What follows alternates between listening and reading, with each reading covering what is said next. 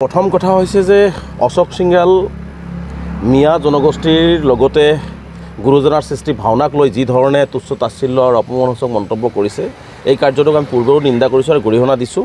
আজিও আমি সদৌ অসম সংখ্যালঘু ছাত্ৰজনৰ পৰিয়ালৰ ফালৰ পৰা তীব্ৰ গৰিহণা নিন্দা দিছোঁ যে অশোক সিংঘাল এজন বহিৰাগত বনিয়াই আচলতে কিদৰে সাহস পালে অসমৰ প্ৰায় 90 লাখ জনগোষ্ঠী থকাৰ জনগোষ্ঠীক তুচ্ছ তাচ্ছিল্য কৰিবৰ কাৰণে গুৰুজনাৰ সৃষ্টি ভাওনাক তুচ্ছ তাচ্ছিল্য কৰিবৰ কাৰণে আচলতে আমি তেওঁলোকক বৰপীৰা পাৰি দিছোঁ আৰু তেওঁলোকে অসমখনত আহি লুণ্ঠন কৰি অসমীয়া জাতিটোক থানমান কৰি অসমত সাম্প্ৰদায়িক সংঘাত লগাই অসমৰ মাজত এটা বিভাজন সৃষ্টি কৰি তেওঁ ইয়াৰ পৰা গুচি যাব।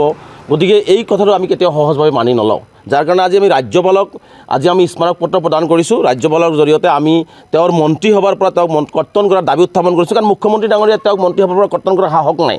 কাৰণ মুখ্যমন্ত্ৰীৰ সহায়স্বৰূপ মুখ্যমন্ত্ৰী হিমন্ত বিশ্ব শৰ্মাৰ সহায়স্বৰূপ আৰু মুখ্যমন্ত্ৰীৰ সাহসতেই আচলতে এনেকুৱা ধৰণৰ বক্তব্য আগবঢ়াই অসমখনত এটা সংঘাত সৃষ্টি কৰা পৰিৱেশ আচলতে সৃষ্টি কৰিবৰ কাৰণে লগাইছে বুলি এতিয়া আমাৰ সন্দেহ হৈছে। গতিকে আমি স্পষ্টভাৱে ৰাজ্যপালক আজি স্মাৰক পত্ৰ প্ৰদান কৰিছোঁ যে স্বাস্থ্য বিভাগৰ দ্বাৰা এটা বিয়াগম বিভাগ, যি বিভাগত সকলো জাতি জনগোষ্ঠীৰ মানুহে ট্ৰিটমেণ্ট হয়, কিন্তু আজি অশোক সিংঘালে এই কথাটো বুজাই এনেকুৱা লগাইছে যে স্বাস্থ্য বিভাগতো মানুহক ট্ৰিটমেণ্টৰ পৰা বঞ্চিত কৰিব আৰু স্বাস্থ্য বিভাগৰ মাজত এটা বিভাজন যাতে হয়, হিন্দু মুছলমান হয়, মিয়া হয়, এই ধৰণৰ মানে ৰোগীৰ মাজত এটা বিভাজন সৃষ্টি হ'ব পাৰে, এই পৰিৱেশটো তেওঁ গঢ়িবৰ কাৰণে এনেকুৱা ধৰণৰ মন্তব্য আগবঢ়াইছে। আৰু মই এতিয়া অশোক সিংঘাল চাওক কিমান নিম্ন মানসিকতাৰ, কিমান দুতলীয়া, কিমান দুমুখীয়া চৰিত্ৰৰ মানুহ, তাক মই এটা প্ৰমাণ আপোনালোকক দিছোঁ। আমি যোৱাকালিও আমি এইটো সৰজমিন তদন্ত কৰিছোঁ। নবীন নগৰত প্ৰত্যেক কোম্পানীয়ে যি বিল্ডিং সাজি আছে, যি ধৰণৰ ঘৰ সাজি আছে, সেই ঘৰৰ হাতৰ পৰশ কাৰ অশোক সিংঘালে ইয়াৰ উত্তৰ দিব লাগিব। সেই ঘৰখনৰ টাইলছ কোনে লগাই আছে ইয়াৰ উত্তৰ অশোক সিংঘালে অসমবাসী ৰাইজক দিব লাগিব। ঢেকীয়াজুলিত তেওঁ যিহেতু মিয়াৰ ভোট নালাগে, মিয়াৰ লগত 100% নাই, 1% মিয়াৰ লগত নাই, মই স্পষ্টকৈ কৈছোঁ মিয়াৰ লগত 1% নথকা মানুহজনৰ সেই প্ৰত্যেক কোম্পানীত কাম কৰা 90% শ্ৰমিক কোন নাম ৰাজহুৱা কৰাৰ হত সাহস আছে নেকি? বুকুত হত সাহস আছে যদি অশোক সিংঘালে হত সাহস ৰাজহুৱা কৰক। যি মানুহক যি বস্তু খায়, মানে যিসকলে যি বিশেষ মাংস খায়, সেইসকল মানুহৰ লগত তেওঁ নাই। সেই বিশেষ মাংস খোৱা মানুহৰ হাতৰ পৰশত প্ৰত্যেক কোম্পানীয়ে বিল্ডিং বনোৱা, বিল্ডিং ভাঙি পেলাবনে নাই, অশোক সিংঘালে অসমবাসী ৰাইজৰ আগত ইয়াৰ উত্তৰ দিব লাগিব।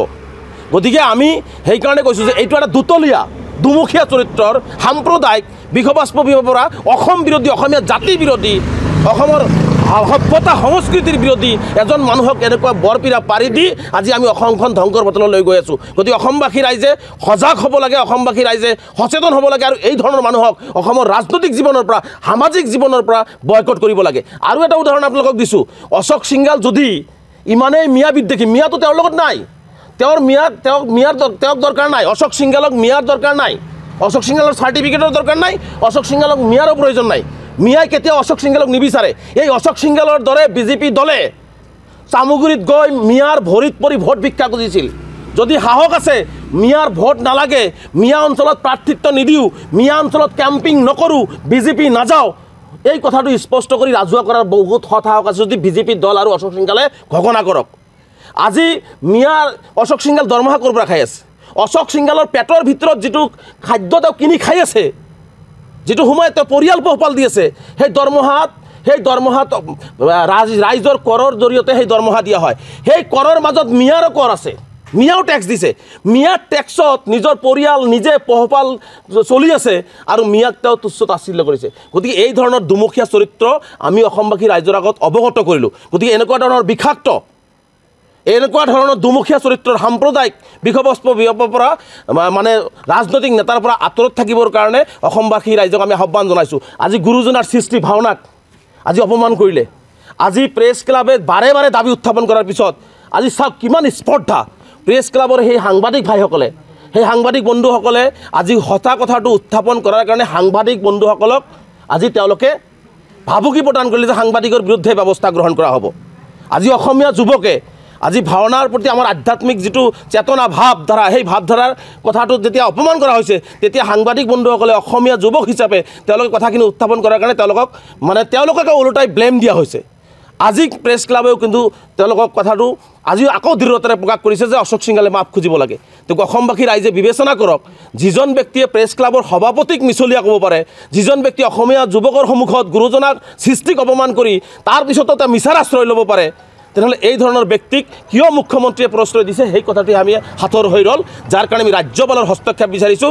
ৰাজ্যপালক এইজন মন্ত্ৰীৰ আচলতে আনফিট মন্ত্ৰীক যোগ্যতা নাই, তেওঁৰ যোগ্যতাহীন মন্ত্ৰী এজন, তেওঁৰ এই মন্ত্ৰী থকাৰ যোগ্যতা নাই, নৈতিক অধিকাৰ হেৰুৱাই পেলাইছে। গতিকে এই মন্ত্ৰিত্বৰ পৰা কৰ্তন কৰি তেওঁক অপহৰণ কৰাৰ দাবীৰে আমি আজি ৰাজ্যপালক স্মাৰক পত্ৰ প্ৰদান কৰিছোঁ।